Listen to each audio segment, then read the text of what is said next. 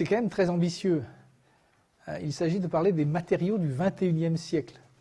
Et la chimie que je vais vous présenter, un peu de physique, c'est surtout une chimie, une physique du XXe siècle. Et effectivement, les matériaux à venir, c'est vous, c'est les étudiants qui sont dans la salle qui les feront. Donc le titre, c'est Magnétisme moléculaire de la molécule au matériau. Et nous avons quelques expériences que présentera Françoise Villain, qui est ingénieure CNRS retraitée. Donc ça, c'est le résumé de cette conférence qui ne nous a pas empêché de venir jusqu'à cette salle. Ça commence effectivement par une citation de Léonard de Vinci, qui dit un petit peu différemment que ce que lui a fait dire tout à l'heure Jacques, quand la nature finit de produire ses propres espèces, l'homme, avec les choses naturelles et avec l'aide de cette nature, commence à créer une infinité d'espèces.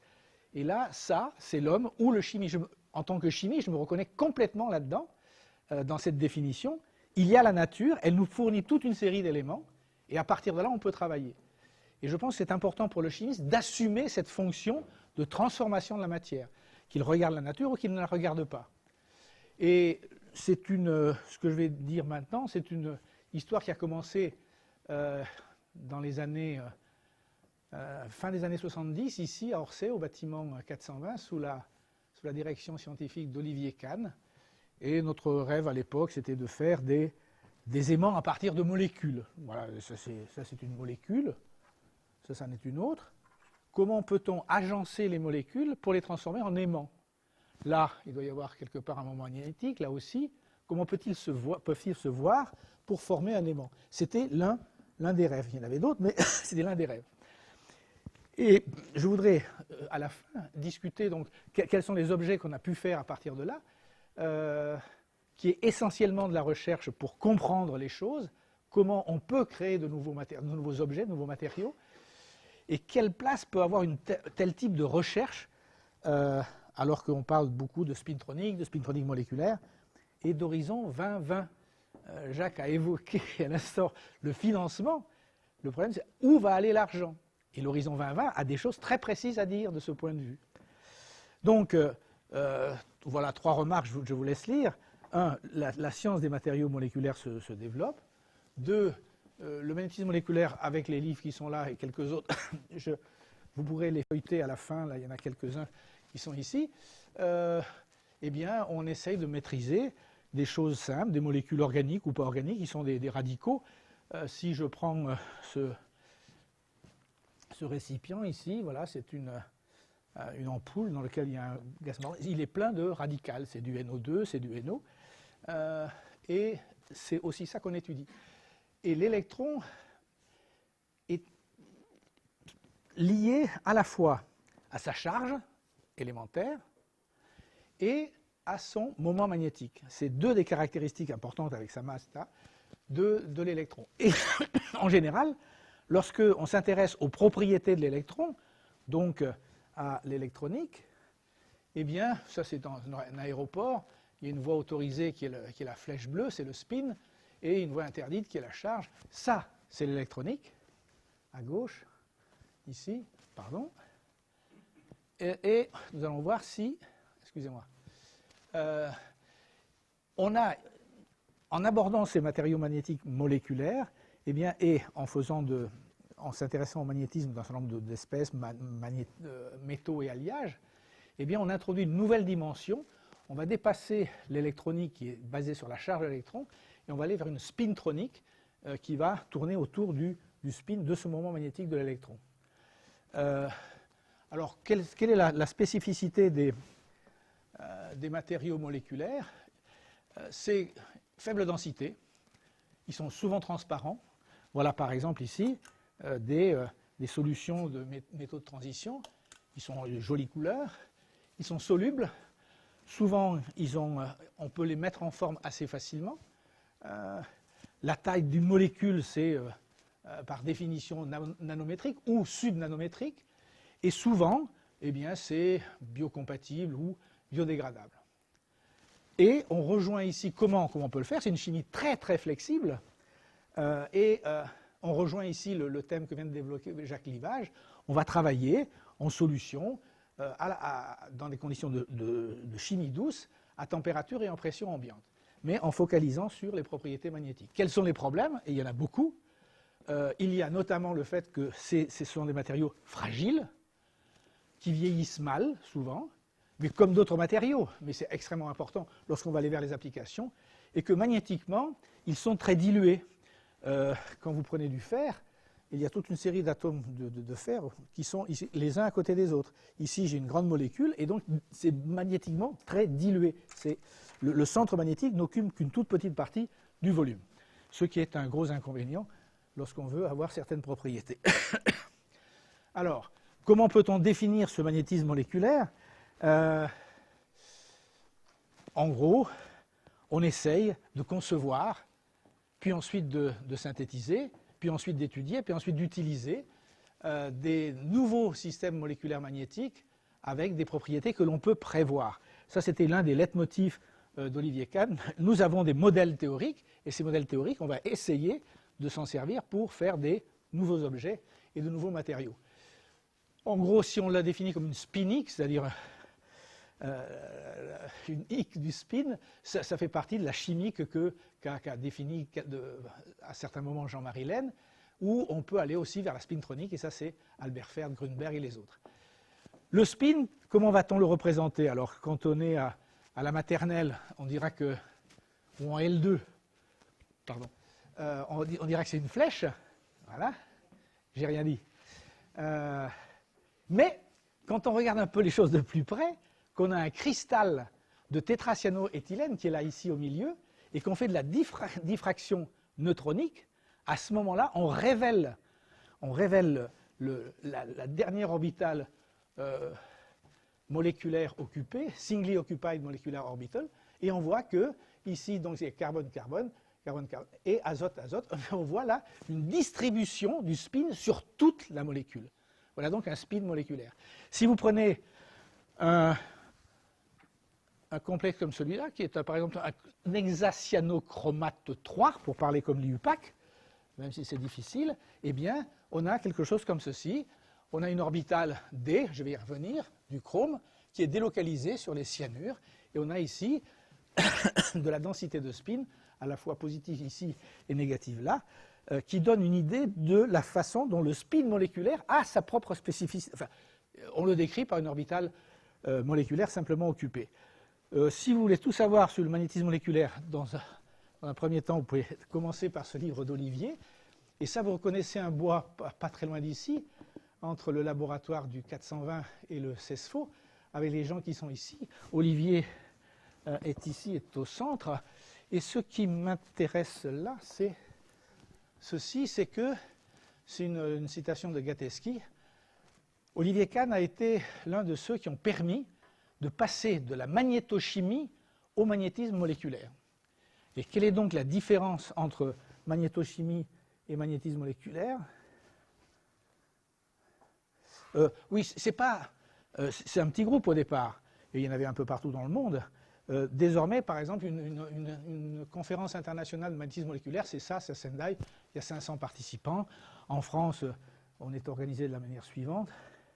Il y a une conférence européenne, il y a un GDR du CNRS, et il y a un institut européen de magnétisme moléculaire, on peut en discuter. Et puis, on a un prix international Olivier Kahn. Donc, je reviendrai sur la magnétochimie dans un moment. Donc ici, nous en sommes à l'introduction, elle est finie, et je passe au magnétisme. Jacques disait que certains matériaux ont des propriétés fascinantes. Il citait un certain nombre de dates. Eh bien, ça, c'est extrait d'une conférence que vous pouvez trouver sur le site web de Enseignement Université de tous les savoirs. En 2009, on a eu une semaine que j'ai organisée pour eux en 2009, avec Albert Fert notamment. Et ça, c'est l'histoire du magnétisme par Michael Coe, qui est de Dublin. L'âge des découvertes, un gamin qui constate qu'il y a un rocher qui est aimanté. L'âge prémoderne, ça c'est Gilbert, et le début d'une étude scientifique matinée un petit peu de... bon, peu importe. Et la révolution électromagnétique avec RPE, RMN, ensuite la mécanique quantique, ensuite les hyperfréquences, et ici, des aimants pour tout le monde. On a maintenant des aimants à peu près partout. Et puis l'électronique de spin, ce qui est une nouvelle frontière en magnétisme. Rien sur le magnétisme moléculaire, rien. Et donc, ce dont je vais traiter aujourd'hui, c'est en gros le magnétisme avec des systèmes simples. Le premier, ce sera l'acétate de cuivre. Voir est-ce qu'on peut faire changer les propriétés magnétiques en fonction de la température, la pression, etc.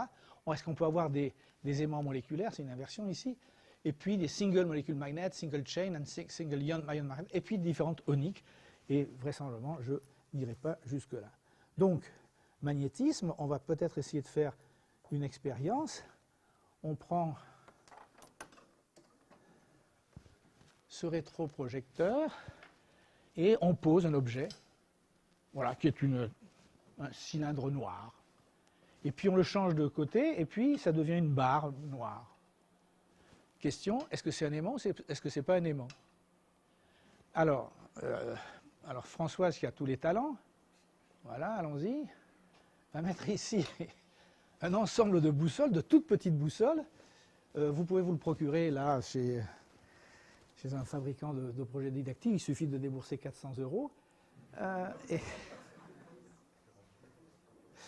Alors, on repose l'aimant circulaire d'abord, voilà, et on a un champ magnétique, on révèle le champ magnétique. D'accord?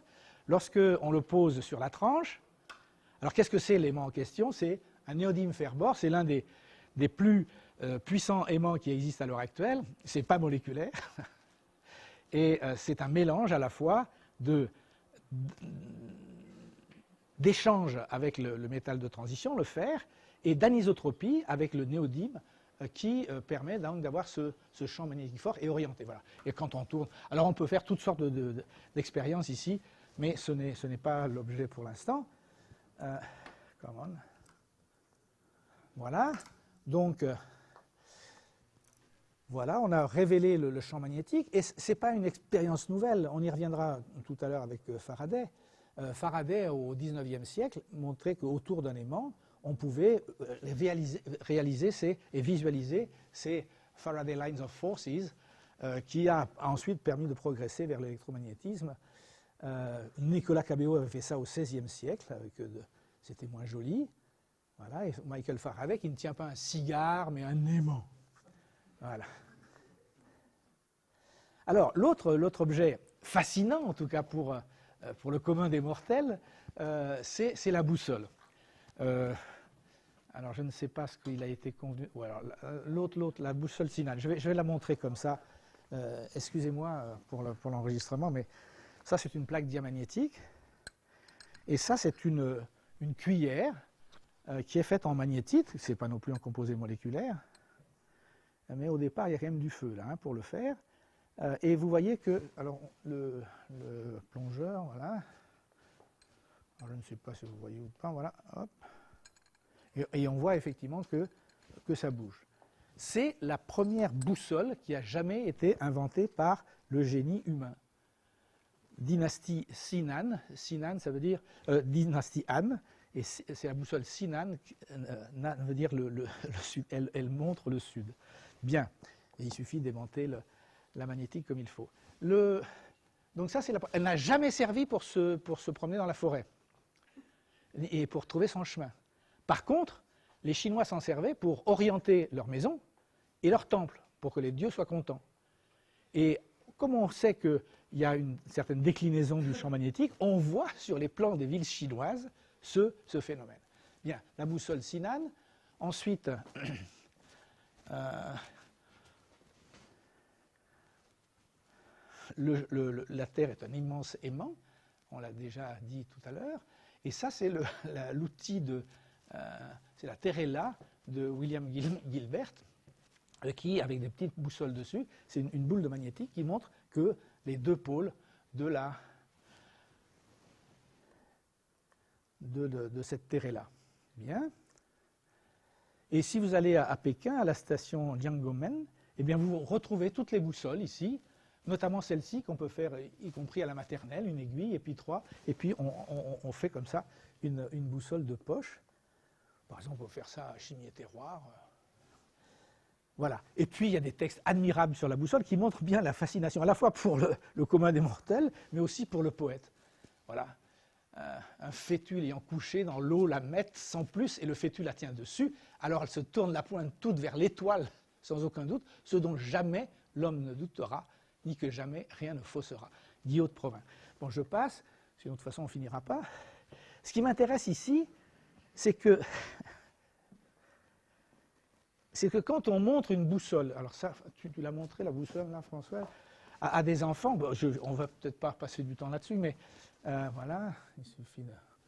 Voilà. Eh bien, et quand on est un enfant de 5 ou 6 ans, on s'appelle Einstein, et on dit, mais alors c'est pas possible, cette boussole, on la tourne de tous les côtés, vas-y maintenant, avec les mains, avec le plongeur, on tourne autour, et loin, voilà. Mais il n'y a pas de contact direct, physique, entre ici l'aimant fort et puis la boussole. Et ce que dit Einstein, c'est que ça m'a laissé une impression durable, une impression profonde, durable, quelque chose de profondément caché devait se trouver derrière les choses. Et quand on fait des matériaux, ce qu'on cherche à faire, c'est de trouver ces choses cachées derrière les choses et d'en faire de nouvelles. Et évidemment, on rejoint Jacques Prévert et le poète dans Quai des Brumes de Marcel Carnet. Bien, on peint les choses au-delà des choses. Tout cela a déjà été mis en évidence dès la première page de la thèse de Pierre Curie, 1895, des archives de l'ESPCI, avec tout est magnétique, diamagnétique, ferromagnétique, on dit aussi paramagnétique, on dit maintenant paramagnétique, ou ferromagnétique, c'est un aimant. Et est-ce qu'il existe des transitions entre ces groupes? C'est ce qu'on va essayer d'illustrer maintenant. Alors, Michael Faraday le faisait, lui, avec un clou et un bec Mecker, et il chauffait de façon à transformer l'aimant en matériau magnétique. On va essayer de le faire autrement. En gros, d'où vient le magnétisme? Il vient essentiellement du spin de l'électron, et on va s'en tenir ça, mais il y a évidemment aussi un spin dans le noyau. Et il y a double source de magnétisme, à la fois ce moment orbital, avec un nombre quantique L et puis Ml, et puis un moment de spin S et Ms, plus ou moins un demi. Et ensuite, lorsque, pour les lanthanides par exemple, le couplage entre le spin et l'orbite joue un rôle important, et va introduire un autre nombre quantique qui sera J, qui sera la somme de L plus S, et ça va entraîner une toute autre chimie et de toute autre propriété. Pardon. Donc, après avoir vu esquissé une approche du magnétisme fascinante, eh bien, on va aller au magnétisme des molécules et à une définition de la magnétochimie. Voilà. Madame Villain, nous pourrons procéder. Voilà. Nous avons ici un devoir d'azote liquide. Tu l'as refroidi déjà? On y va. Donc, et un double aimant, néodyme fer-bore, qui est sur les branches d'un U métallique, et on le refroidit pour savoir quelles sont les propriétés magnétiques du diazote.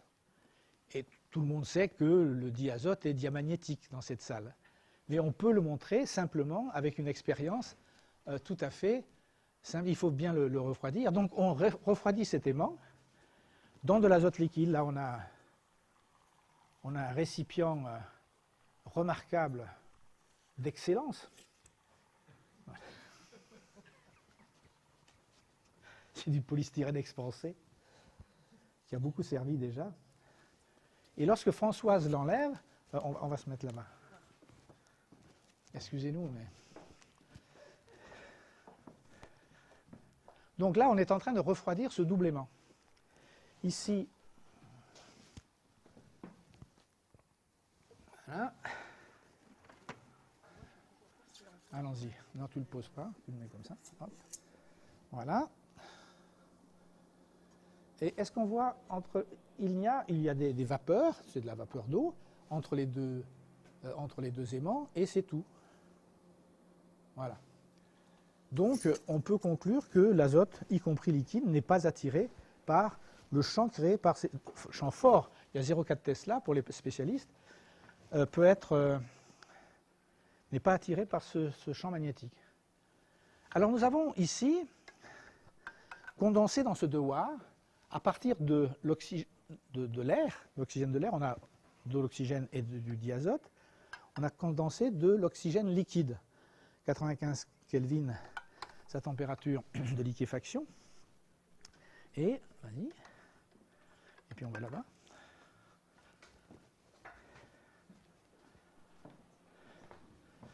Voilà, alors il suffit de verser ce dioxygène maintenant sur un des aimants pour pas que ça tombe par terre. Voilà. Voilà, oups. On vous a dit qu'il n'y avait pas de danger. Et maintenant, lorsque je le mets ici, vous voyez qu'il s'est formé. Mais je peux me promener aussi comme ça. Hein. Ah, il n'en a plus. Si. Vous pouvez la voir comme ça? Voilà. Il y a ici un cylindre liquide qui s'est formé entre les deux, dans le champ produit par les deux aimants. Donc, monsieur le Sherman, Séverine, voilà. Bien, donc, quand on a du temps, on la recommence, mais on pourra la recommencer tout à l'heure dans la discussion. Ceci pour dire donc que les molécules sont ensemble, le diazote et le dioxygène, et qu'elles ont des propriétés magnétiques complètement différentes, et que nous avons intérêt à comprendre, qu'on a intérêt à comprendre pourquoi. Et c'est ce à quoi va nous servir ceci. Donc l'oxygène est paramagnétique. S'il est pur, il aurait fallu amener une bouteille d'oxygène pur et le condenser pur. Il est bleu, c'est un bleu magnifique, pour des raisons spectroscopiques simples à expliquer et qui sont hors domaine du sujet aujourd'hui. Voilà un diagramme d'énergie des orbitales moléculaires du dioxygène. Ça peut être l'azote si on inverse les deux niveaux, là. Et puis on ajoute 2 électrons supplémentaires sur l'oxygène, un de chaque côté, et on construit ici dans ce diagramme, il faut qu'on mette ces 2 électrons. Or, il y a 2 orbitales ici, qui sont à la fois dégénérées en énergie, même énergie, et orthogonales. Et donc les 2 spins, alors que ceux-ci sont appariés, comme ça, ceux-ci vont être parallèles. Et ceci est à l'origine de l'interaction ferromagnétique entre les 2 atomes d'oxygène. Et la théorie de Lewis ne permet pas d'expliquer ça, alors que la théorie des orbitales moléculaires le peut. Donc c'est un outil sérieux. Alors je voudrais attirer l'attention sur ce point-là. C'est que si l'oxygène n'était pas paramagnétique, eh bien il réagirait avec tout ce qu'il y a dans cette salle. Et je serais réduit à un peu d'oxyde de calcium, de phosphate, d'oxyde de fer, de dioxyde de carbone, d'eau. C'est-à-dire que si nous existons, c'est que la réaction de l'oxygène avec tout ce qui l'entoure est une réaction lente. Il faut l'activer pour que ça marche. Et ça permet donc notre existence, à la fois de l'entourage ici et de nous en tant qu'êtres humains. Ça, c'est une conclusion importante. Par ailleurs, l'oxygène, on va le retrouver dans des matériaux. Alors, Jacques Livage a cité beaucoup de matériaux biologiques. En voilà un, magnifique, qui nous permet à tous de respirer et de bouger les bras et le reste. Donc, on a un fer 2 ici, un M, une molécule de porphyrine. L'oxygène est là et une autre molécule en dessous. Et lorsqu'on regarde les choses dans une plus grande complexité, on a donc ici une protéine. Et puis, elle est liée au fer. Le fer est 2, la porphyrine est là. Et vous voyez qu'on peut avoir 2 configurations de la porphyrine, soit comme ceci, soit plan. Et si on n'a pas d'oxygène ici, eh bien, le fer 2, il sera au spin, il aura un spin maximum, il aura une propriété magnétique spin 2. Si au contraire on approche l'oxygène, ce que j'essaye de faire là, eh bien, le plan de la porphyrine va se reformer et le fer sera contraint et on aura un bas spin. Spin 0. Ce qui fait que lorsqu'on regarde la façon dont ça se passe dans l'organisme, eh bien en bleu, ici ce sera au spin, on n'aura pas d'oxygène, et quand on a d'oxygène, ici en rouge, ce sera bas spin. C'est-à-dire que le magnétisme moléculaire, il est déjà là, dans la nature, puisque Léonard de Vinci nous dit qu'on travaille à partir de la nature. Un autre système qui est ici, c'est le suivant. Alors, ce n'est pas pour faire plus vieux que que ce qu'a dit Jacques, mais ça c'est 3,5 milliards d'années, n'est-ce pas? C'est une cyanobactérie unicellulaire qui, à un moment donné, produit de l'oxygène. On verra tout à l'heure, je n'aurai pas le temps de le traiter en détail, mais en gros, cette réaction produit des sucres. Et quand on écrit l'équation, CO2, H2O, ça donne des sucres, et quelque part, il y a 2 oxygènes qui restent. Et la molécule, la nature, l'a transformé en oxygène. Ça va apparaître tout de suite. Voilà. Ça, c'est de l'oxygène. Et si on le laisse un peu longtemps, on va voir des bulles d'oxygène se former ici. Et c'est assez simple à démontrer. On m'a dit que les LOD étaient interdites de vente. Je l'ai acheté hier. Voilà. Donc voici l'expérience. J'ai peut-être rendu des LOD clandestines, mais on va y revenir plus dans les questions. La magnétochimie, c'est quoi? Eh bien, la magnétochimie, c'est simplement la mesure des propriétés magnétiques des composés chimiques. Ce que j'ai fait avec l'oxygène, l'azote, etc., dans des magnétomètres. Et voilà des livres qui traduisent ce que c'est que la magnétochimie. On décrit les propriétés magnétiques des matériaux. Alors, on est maintenant dans les années 50. Et puis, alors tout le monde sait que l'acétate de cuivre a cette structure. C'est une très jolie structure. 2 cuivres séparés de 2,65 angstroms. Et autour, il y a des acétates. Il y en a 4. Et puis, il y a des molécules d'eau ici, de part et d'autre. Ce qui laisse un peu de facilité pour faire de la chimie. Et donc, Bliney et Bowers, 2 remarquables physiciens anglais, on vient d'inventer la RPE en Angleterre et à Kazan, et on s'attend à trouver, parce qu'il y a du cuivre 2, on s'attend à trouver une loi de Curie, voilà, suivant la formule bien connue de Pierre Curie. Voilà, on attend ça. Et on trouve ça. Il y a un problème. Et donc, on dit que le résultat, on a fait jusqu'à 77 K, la température de l'azote liquide, et on dit que c'est anomalous. Et ce n'est pas anomalous du tout. Pourquoi? Parce que, et on cherche un modèle. Ça, c'est de la magnétochimie. On fait une mesure et on essaye de l'interpréter, de retrouver la structure du composé. Et ce que disent les remarquable article de 1952, c'est qu'on a 2 spins, un vers le haut, un vers le bas, et les 2 vers le haut. Ça s'appelle un singulet, et ça s'appelle un triplet. Et entre les deux, il y a une énergie qu'on appelle J. Si on prend cet hamiltonien d'énergie, qui, J, c'est cette observable physique, énergie entre le singulet et le triplet. Et à partir de là, tout s'éclaire. Le problème, c'est qu'il n'y a pas de structure. Il faut attendre 1 an pour que Van Niekerk et Schoening fassent cette structure. Bon, on y reviendra peut-être tout à l'heure. En tout cas, c'est ça, la magnétochimie. Le magnétisme moléculaire, c'est un tout petit peu différent. C'est complètement différent. Et en gros, on va concevoir, synthétiser, étudier, utiliser, j'ai déjà dit ça. Donc c'est une approche rationnelle de matériaux originaux.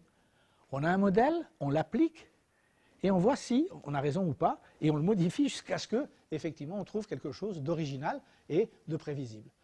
En d'autres termes, c'est de la chimie, de la physique et des applications de systèmes moléculaires à couche ouverte à orbitales moléculaires simplement occupées. Voilà quelques livres, quelques autres. Il y en a qui sont très très récents. Celui de Gatteschi, là, vient, et au fur et à mesure, ça s'adapte à l'évolution de la chimie et de la physique. Là, c'est une introduction au magnétisme moléculaire, mais qui tient compte notamment de tout ce qui s'est passé sur les lanthanides et sur les molécules aimants. J'y reviendrai dans un petit moment. Voilà. Ici aussi, Murugezu. Voilà. Et nous avons commis avec mon ami Jean-Pierre Launay un livre sur Electrons in Molecules qui couvre la conduction, le magnétisme, la photophysique et l'électronique moléculaire. Donc on va s'intéresser à quelques objets de magnétisme moléculaire.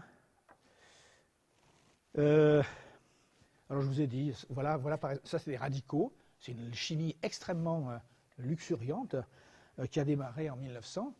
Et là il y a tout un livre de collègues japonais qui décrit cette chimie des radicaux. Et il y a quelques groupes que je cite ici qui continuent de travailler d'arrache-pied en France. Il y a de grands chimistes là. Ito, Iwamura, Rassa, malheureusement décédé, Paul Ray, malheureusement décédé aussi. À Grenoble, il y a Train et puis X au Canada. Donc quelques repères sur ce magnétisme moléculaire. Le champ des ligands, voilà. J'ai oublié d'éteindre la lumière. J'ai ici un ensemble de solutions d'ions de transition qui sont placées dans le même ordre, zinc, cuivre, nickel, cobalt, fer, manganèse, très joli le manganèse ici, très peu coloré parce que la transition sont interdites de spin et de symétrie. Et puis ça, c'est un chrome 2 et un vanadium 2, ça c'est rare et assez fragile. Donc ici, je n'ai pas les... Mais ça vous donne une idée des matériaux avec lesquels nous allons commencer à travailler. Arrête. Voilà, on travaille avec ce que nous donne la nature, avec un peu d'ordre quand même, on a mis un peu d'ordre. On a déterminé les masses atomiques, puis on s'est servi un peu de mécanique quantique pour déterminer quand même que ce n'est pas la masse atomique qui compte, mais le numéro atomique, le nombre de protons dans le noyau, et on classe ça comme ça. Et ce qui nous intéresse ici, c'est les éléments de transition et les lanthanines. Voilà, 5 orbitales D. Quand il n'y a rien autour, c'est dégénéré, ça c'est des spins, ça fait qu'un spin 5,5. Et donc, c'est avec ces orbitales D que l'on va jouer, et avec les orbitales F, lorsque... Et voilà la distribution des électrons dans l'espace, si on prend ça au carré. Ça, et voilà les noms qui ont la même symétrie. XZ, c'est la symétrie de XZ. Lorsqu'on met... Alors là, il faut que je m'explique parce que ça n'avait pas été fait. Quand on met des molécules autour de ce métal, autour de cet ion, eh bien, les orbitales cessent d'être dégénérées et on a deux niveaux qu'on appelle T2G et EG, c'est la théorie des groupes. Il y a un éclatement des niveaux d'énergie. Et si l'on joue là-dessus, on aura des matériaux à propriétés différentes. Voilà donc les 3 niveaux. Ça, c'est l'orbital T2G, qui sont de symétrie pi, si vous voulez, plus, moins ici. Et là, c'est de symétrie sigma, le long de cet axe plus, plus, et ici plus, plus dans l'axe Z. On appelle delta octaédrique la distance à l'énergie entre ce niveau-là et ce niveau-là, et on va l'occuper. Alors, il peut être grand ici, ou petit. S'il est petit, les électrons vont se distribuer sur les 2 types de niveaux, parce que ça coûte de l'énergie de le mettre ici, ça coûte la répulsion interélectronique, et puis, pour faire simple, et si au contraire, il y a un grand espace ici, une grande énergie, à ce moment-là, tout le monde se met là, tout le monde se blottit, comme le disait Olivier Kahn, dans ces orbitales. Ici, c'est un spin 2, 1,5 multiplié par 4, ça fait 2, et là, c'est un spin 0. Et au milieu, qu'est-ce qu'on a? On a un champ intermédiaire, c'est très très simplifié, et on peut avoir une transition de spin, on peut passer de là à là, mais sur ce type de champ magnétique. C'est une transition de spin, ça peut dépendre de la température, de la pression, de la lumière. Alors, est-ce qu'on peut donner un exemple et faire une expérience? Ça, c'est un article remarquable de 1994 de Philippe Butlich, qui est un grand spécialiste de transition de spin. Et on peut passer avec la lumière, avec la température, avec la pression. Et vous voyez qu'ici, on a à haute température un spin 2. On occupe ici ces orbitales qui sont antiliantes, voilà. Et ici, on est blotti ici dans les orbitales du bas. Et donc, on aura ici une distance, parce qu'ici, comme c'est antiliant, on va augmenter les distances de liaison, les longueurs de liaison. Et donc, vous voyez que si on met ici la distance entre le métal et le ligand, eh bien, on aura ce type de puits de potentiel et ce type ici. On va pouvoir passer de l'un à l'autre, ce sera ça la transition de spin. Alors, on peut essayer de faire ça, Madame Vina. Ça va prendre un peu de temps, ça va faire un peu de bruit. J'ai ici 2 tubes Bordeaux, ça correspond assez bien à votre pull. Voilà. C'est une phase basse spin. C'est-à-dire que si j'approche un aimant de ça, dans des conditions ad hoc, ça ne sera pas attiré par un aimant. Et non, mais je vais le... Et puis je vais ici, tiens, tu branches ça, puis fais ça à côté, je vais commenter les diapos pendant ce temps. Et on va simplement le chauffer.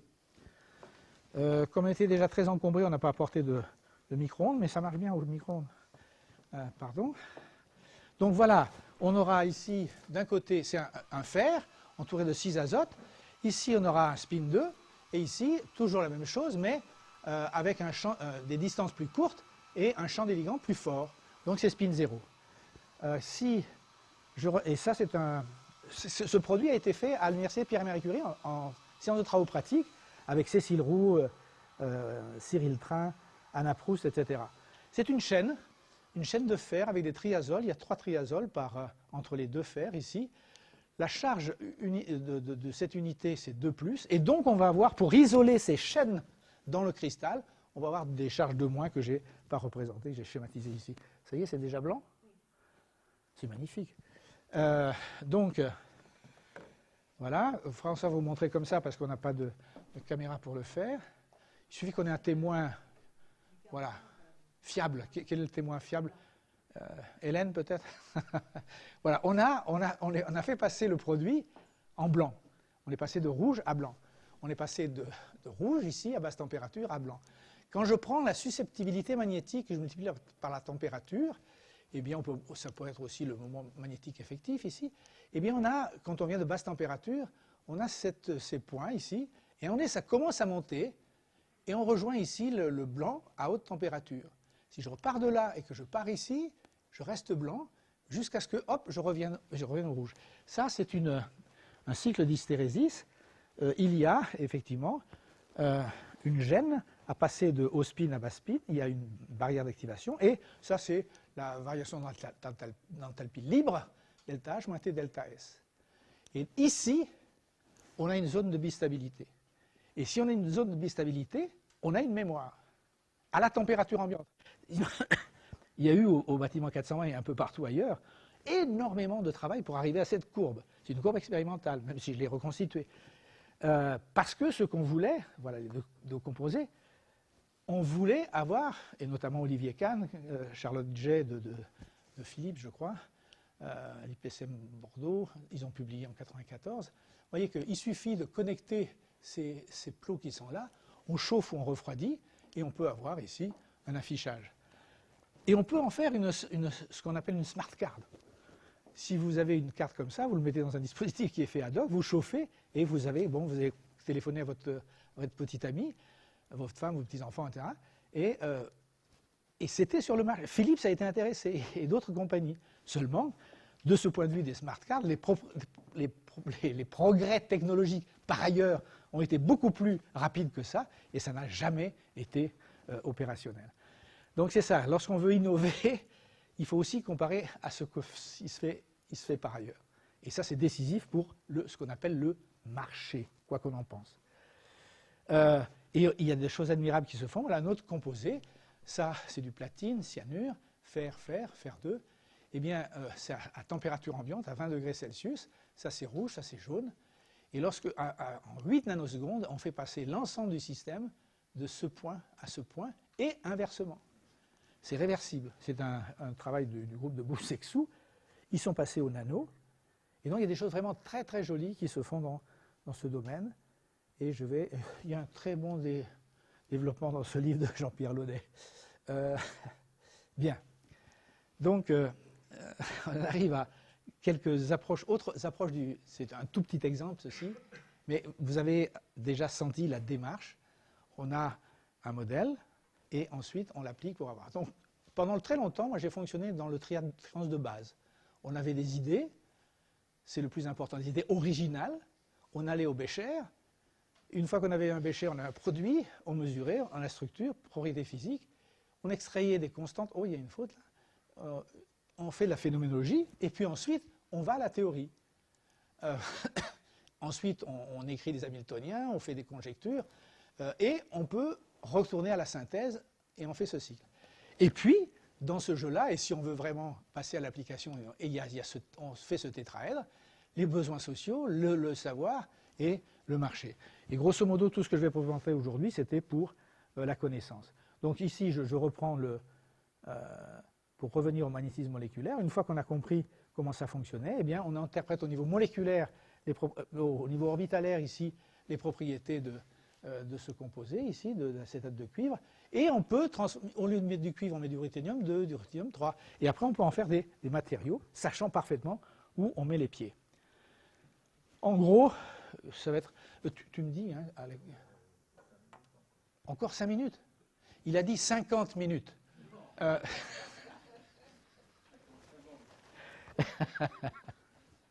Donc, le problème, c'est de comprendre comment deux spins vont pouvoir se mettre soit antiparallèles, ou tête bêche, soit parallèles. Et alors, si on veut sortir là, il faut maîtriser l'échange entre les deux spins. Alors, hop, on passe à la théorie, et j'espère que vous oublierez rapidement cette diapositive. En gros, il y a les termes en rouge, ça c'est les termes ferromagnétiques, qui disent que ça c'est positif, et ça rend les spins parallèles. Et puis ici, les termes en vert, c'est des termes que Anderson, le premier, a appelés cinétiques, ça c'est des potentiels. Et ça favorise l'antiferromagnétisme. Il y a ici un moins. Un moins T, T c'est l'intégrale de transfert. Ici, c'est la différence d'énergie entre deux orbitales dans un complexe dinucléaire. Et ici, bêta, c'est l'intégrale de résonance. Et S, c'est pas le spin, mais le recouvrement. Donc ça, c'est les termes antiferro et les termes ferro. Et puis, ils se battent dans les composés. Et le problème, c'est de favoriser l'un ou l'autre.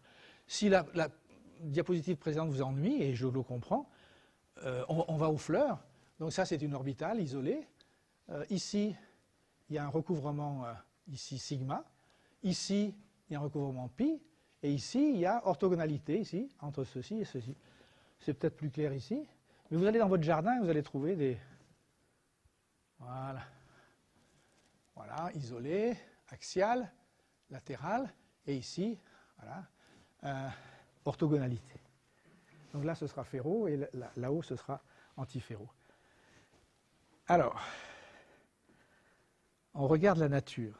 Et la nature nous dit, ah, ici, l'oxygène est paramagnétique.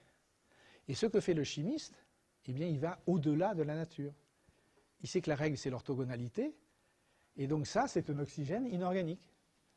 On prend un cuivre, et puis on prend ça, c'est une orbitale X2 moins Y2, ça, c'est XY, ou l'inverse. Et vous voyez qu'ici, plus, moins, c'est orthogonal. Donc, on va avoir un état triplet. Je ne sais pas si la référence est là. Voilà. Un très joli papier de 1982.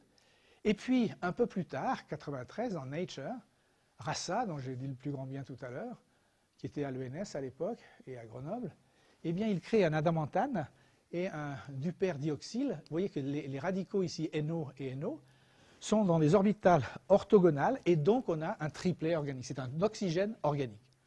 Voilà à quoi sert le magnétisme moléculaire. On regarde un petit peu du côté de la nature, mais on fait des choses complètement nouvelles avec les éléments que nous donne la nature. Par exemple, et je vais prendre un exemple uniquement là-dessus, si vous prenez les métaux de transition, le manganèse et le fer, le spin maximum dans la classification périodique, on enlève des électrons qu'il faut, c'est 5,5. 5,5. Pour le gadolinium 3, ce sera 7,5. Pardon. J'ai vu que Jean-Jacques Girard, qui est mon maître en magnétisme moléculaire, avait compté jusqu'à 8. La nature nous dit, je vais jusqu'à 7,5. Est-ce que le chimiste peut aller plus loin? Si ce n'était pas oui, je n'aurais pas posé la question. Voilà des molécules qu'a fait à la fois Talal Mala, qui est maintenant professeur ici à Orsay, et Valérie Marvaux, qui est directrice de recherche au CNRS, alors qu'ils étaient l'un et l'autre dans mon groupe. Eh bien, vous prenez ici le chrome que je vous ai montré tout à l'heure, 6 cyanure, pour isoler la molécule de son environnement. Et vous faites le chrome, il y a des électrons T de G, ici des orbitales EG, et donc ce sera orthogonal. Et si c'est orthogonal, voilà, tous les spins vont être alignés. Vous comptez les spins, voilà, il y en a 3,5 ici, et puis 3,5, ça fait 9,5. C'est plus fort que la nature, à basse température, d'accord.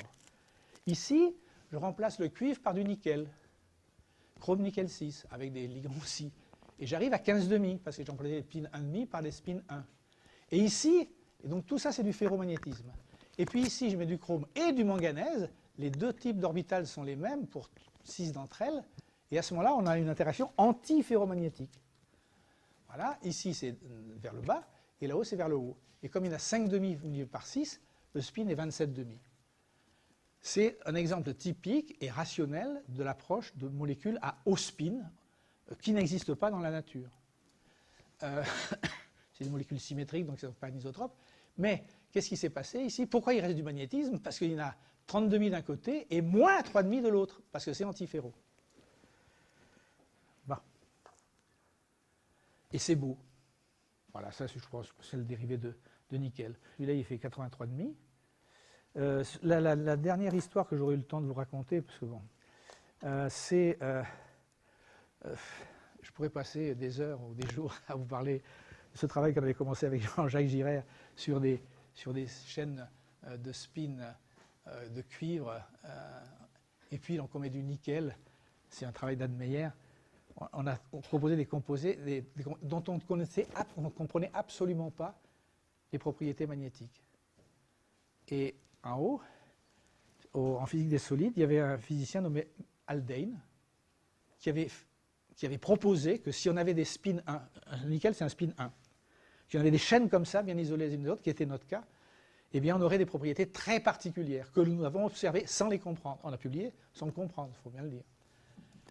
Et il se trouve que je vous parle de ce composé. Pourquoi? Parce que M. Haldane, Duncan de son prénom, il a été prix Nobel pour ce type de conjecture à l'automne dernier. Voilà. Et puis à les chaînes ferrimagnétiques, ça a été un grand succès que d'avoir des chaînes ordonnées avec un spin total non nul. Et je n'ai pas le temps de raconter cette histoire. Je vais donc passer directement à voilà, cette citation de Léonard en italien. Voilà. Donc en gros, le chimiste, il va au-delà de la nature. Il peut regarder la nature, mais il va au-delà de la nature. Et il invente ses propres espèces. Et il n'y a qu'une limite, c'est son imagination, ou bien alors les applications possibles. Ce monsieur s'appelle Ryoji Noyori, il a été prix Nobel en 2001. Et un jour, j'ai entendu dire les molécules peuvent être conçues et synthétisées à volonté. Et un jour, je lui ai dit je ne suis pas d'accord avec ça, c'est pas possible, j'ai pas tout pu synthétiser ce que je voulais synthétiser. Il m'a dit c'est pas ça que je veux dire. Je veux dire c'est que si que les matériaux que vous avez faits dans votre vie de chimiste, eh bien ils n'existent pas dans la nature. Et précisément, voilà, on va parler du bleu de Prusse. Est-ce que vous accepteriez, Madame Villain, de nous faire une expérience sur le bleu de Prusse? Donc, j'arrête, je continue. 5 minutes. Alors.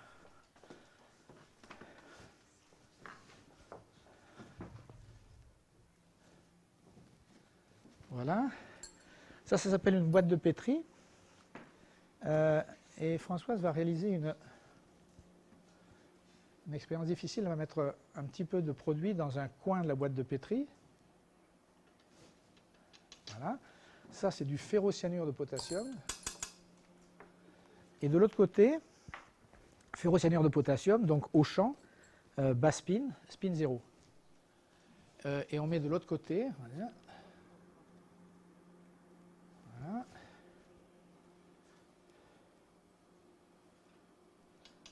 Et ça, c'est du chlorure ferrique. Voilà, très bien. Et on s'est partagé les rôles. Le plus difficile, c'est de mettre de l'eau entre les deux cristaux, sans faire trop de vagues.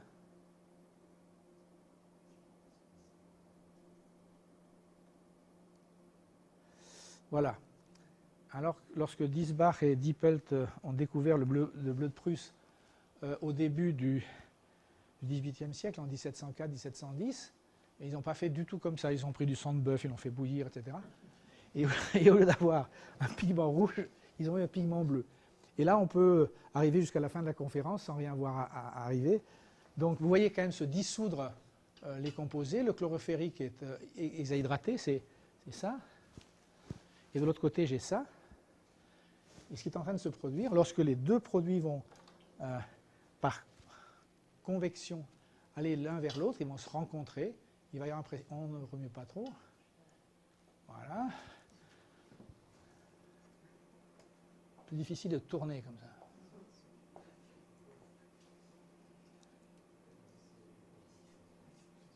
Moi, je le vois devenir bleu. Ça se produit, c'est simple. En général, ça arrive sous forme de typhon. Je n'ai jamais vu comme ça. Voilà. Chaque fois, c'est différent. C'est pas mal comme ça.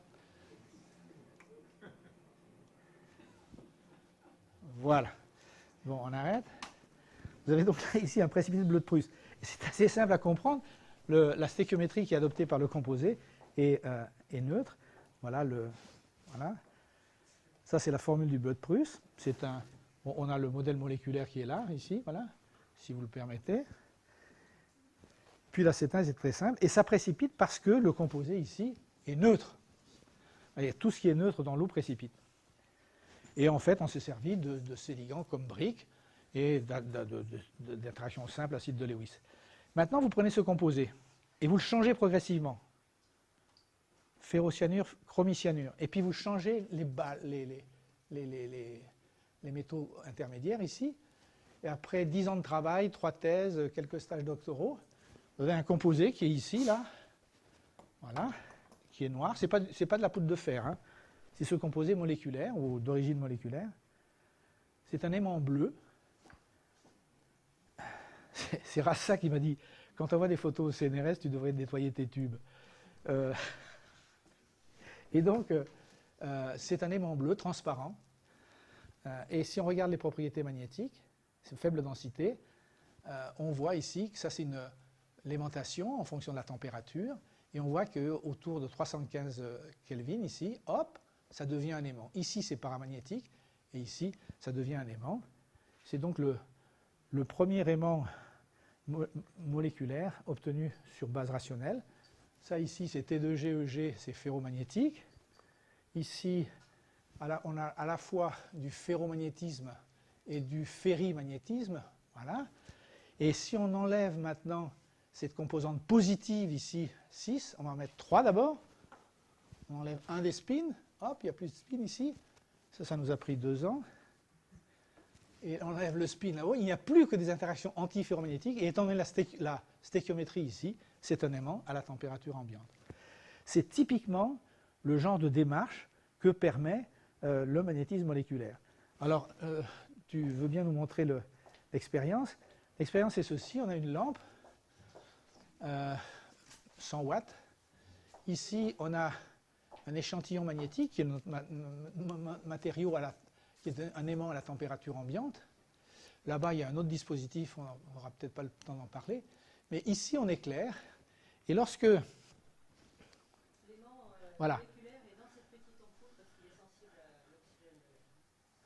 Oui, il y a du vanadium 2, donc il est sensible à l'oxygène. Il est ici. Et quand il n'est pas éclairé, c'est-à-dire quand il n'est pas chauffé, il est attiré par l'aimant. C'est un aimant, il est très attiré. Attends, un instant, je vais faire ça ici. Hop. Voilà. Donc on voit ici que lorsque l'aimant est dans la lumière, il se réchauffe, il devient paramagnétique et il n'est plus attiré. Et lorsqu'il est en dehors, dans l'atmosphère, il se refroidit et il revient. C'est au bout d'un pendule. Et Françoise va vous montrer ça. Alors, donc je vais allumer. Le faisceau lumineux va venir chauffer l'aimant moléculaire. Et là. Voilà. Et vous voyez, il y a... Ah oui, et là. Alors, ça marche mieux quand on marche sur l'estrade, vous voyez, tout bouge et... Justement, il ne faut pas faire de gestes, il faut pas, hein, et il ne faut pas qu'il fasse une chaleur à crever comme il fait dans cette salle, parce qu'il y en a au-dessus de la température. Voilà. Mais alors, M. Faraday, lui, a fait ça avec un clou, un bec il veut quand même bien pour fonctionner. montrer la transition magnétique-paramagnétique. Merci. Et vous avez là d'autres dispositifs. En voici un. Il est là. Donc ici, vous avez un aimant chauffé, l'aimant moléculaire. Et lorsque... Voilà. Il voit osciller, c'est un interrupteur magnétique à la température ambiante. Ça peut servir à délivrer des médicaments dans les hôpitaux. Je ne suis pas sûr que j'aurai beaucoup confiance, mais... Voilà comment ça marche. Voilà, c'est au bout des... Là, on a un aimant placé de façon dissymétrique. Ici, on chauffe, mais on peut chauffer avec la lumière. Ça, c'est l'aimant permanent, et ça, c'est les aimants moléculaires. Et lorsque on chauffe, voilà. Et il est là, hein, il est sur la paillasse, mais c'est difficile et délicat à monter. Il y a beaucoup de mécanique ici. Et l'ingénieur qui a conçu ça avec Françoise, c'est Gérard Keller, qui était à Châtenay-Malabry, donc aussi dans cette université. Voilà. Conclusion. L'horizon 2020. Quand vous lisez les textes de l'horizon 2020, on vous dit « Ah, on ne fait de recherche que dans l'excellence scientifique. » C'est la tarte à la crème. Voilà. La primauté industrielle. Et ça, c'est relativement nouveau. Et les défis sociétaux, donc il faut répondre, il y a du cancer, il faut le soigner, etc. Il faut avoir des projets interdisciplinaires susceptibles de répondre aux grands défis économiques et sociaux. On est passé du social à l'économique. Et enfin, il faut faire l'ensemble de la chaîne de l'innovation depuis l'idée jusqu'au marché. Ce qui est déterminant ici, c'est le marché. Et on soutient la commercialisation des résultats de la recherche et la créativité des entreprises. Hors de cela, point de salut, ou point d'argent. Et pas de point d'argent, pas de Suisse. En même temps, en France, le statut de l'enseignement-chercheur a changé. Il faisait de l'enseignement à la recherche, maintenant il doit faire du transfert technologique. Je ne suis pas sûr qu'on y ait toujours prêté attention, mais avec les financements, est-ce que les ANR, les EX, les LABEX, les IDEX, etc., les ERC, est-ce qu'on peut financer la recherche telle que je viens de vous la présenter? Je ne suis pas sûr. La recherche, c'est un article, c'est une figure extraite d'un article de Harry Gray, un grand chercheur américain, qui dit voilà, en gros, quand on veut faire des choses utiles, on a, ça c'est la nouveauté, c'est la découverte, c'est l'invention. Et puis il faut l'efficacité pour que ça serve à quelque chose. Et puis il faut que ce soit utile, parce que si ce n'est pas efficace, ce ne sera jamais utile. Et ce qui m'a frappé, c'est ça, c'est que le passage de la nouveauté à l'utilité, c'est la recherche, d'après lui, inefficace. Il faut toujours se préoccuper d'efficacité si on veut aller de la recherche fondamentale à l'application. Et il se trouve que l'autre jour, j'assistais à la leçon inaugurale de Didier Roux, qui va faire toute une série de leçons sur ce thème au Collège de France, où il est professeur pour un an. En gros, dans la plupart des cas, les bailleurs de fonds roulent sur ce modèle. Recherche, invention, innovation. C'est un modèle linéaire qui a été proposé il y a très longtemps.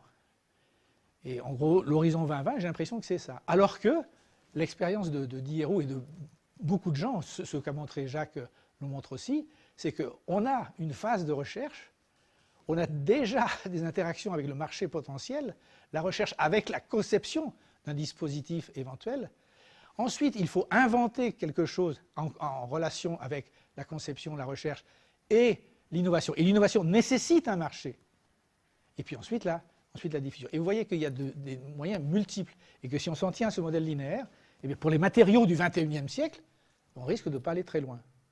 Et en tout cas de ne pas être efficace. Voilà. Donc, voilà. Et quand le chimiste il sait faire ses propres espèces, il a aussi à être responsable.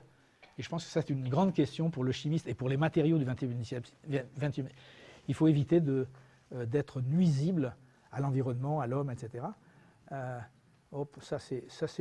Cette série de conférences ici, en 2009, ça c'est quelques-uns de mes collaborateurs, dont l'excellent Jean-Jacques Giret et Olivier, qui était notre maître à tous, Jean-Pierre Renard, remarquable physicien de l'Institut d'électronique fondamentale. Merci pour votre invitation et merci de votre intérêt.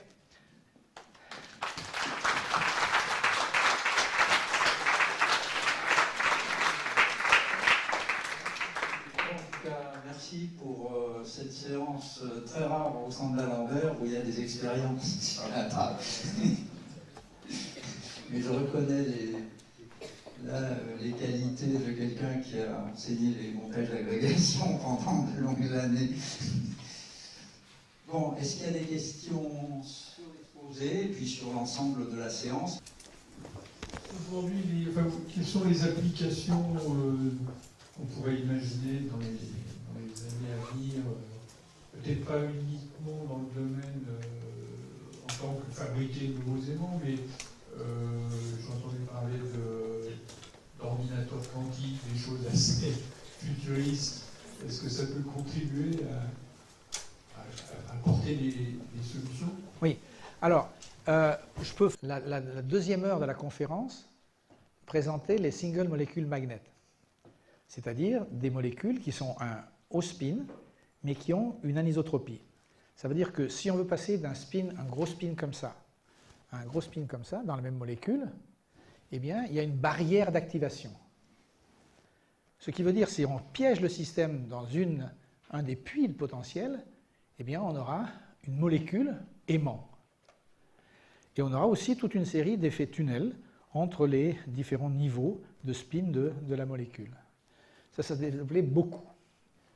on a fait après des chaînes aimants, et puis ensuite des ions aimants. On s'est rendu compte qu'un ion de lanthanide, par exemple, pouvait se comporter comme ça.